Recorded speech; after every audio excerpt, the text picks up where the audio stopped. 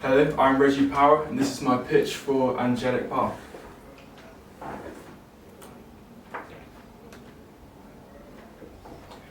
My story is about a group of friends that get lost in the woods and are stalked by the last remaining member of a cult called Angelic Path.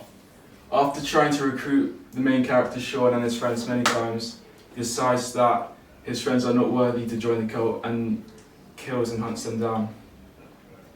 It ends with Sean killing the cult after he's been kidnapped by him. In my research, I looked at many lighting and film techniques, one of which being spotlighting, which is when a character uses their own source of light in a dark room to create lots of shadows around them and add suspense. This technique is where you use the background, you put some there and blur it out so you can see something behind them to add suspense, and then you focus onto them. And this is uplighting, which is used to create unnatural shadows from the bottom of the face up to add more suspense.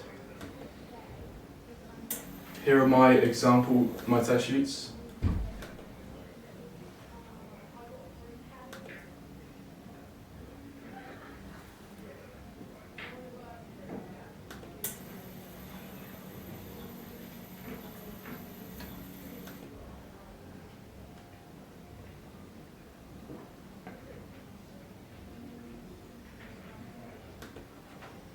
And these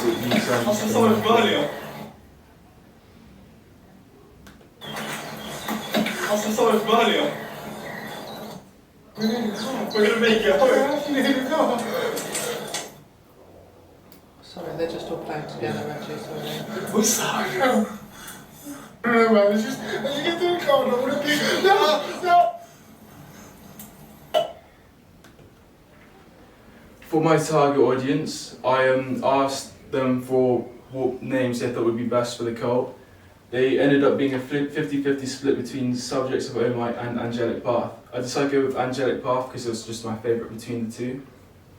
And for this, I asked people what they would like to see from horror movies, and most of it came down to sound effects, music, intense music, and so on. So I tried to focus on that mainly in my production.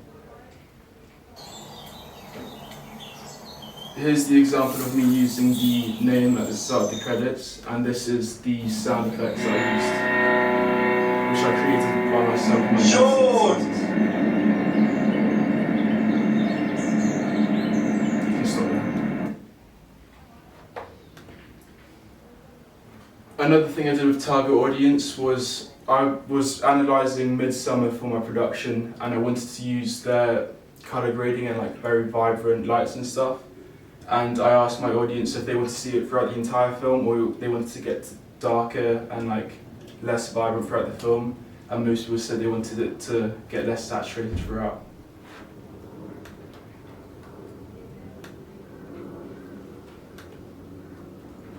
And this is how I've done that. So you can see at the start it's very vibrant and bright, and it gets quite dark later on in the film.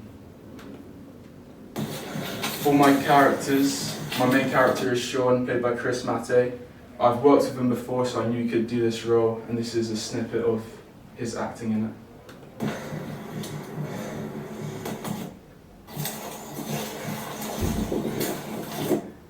This is Charlie Presenter.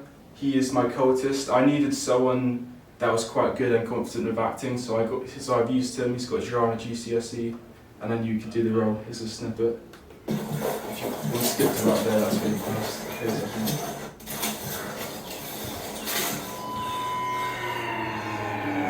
I love your hair. It really suits you. Oh, thank you, Bob. Have you heard of the good work of the Angelic Path? No. I'm sorry.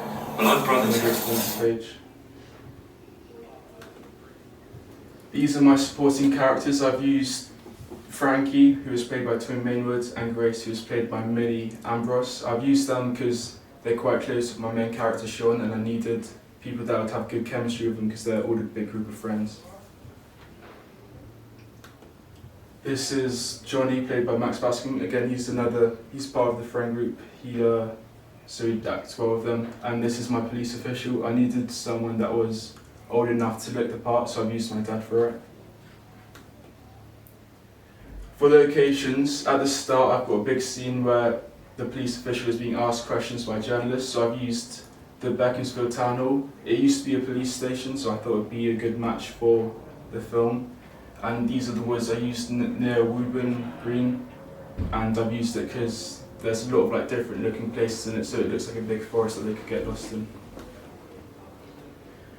For production issues, the main ones I encountered was scheduling with people, because I have a big cast of characters. I needed to find days where they were all available, and because it's A-level, it was approaching A-levels when I filmed, a lot of them had to study and revise for it, so they couldn't have many days where they could actually act.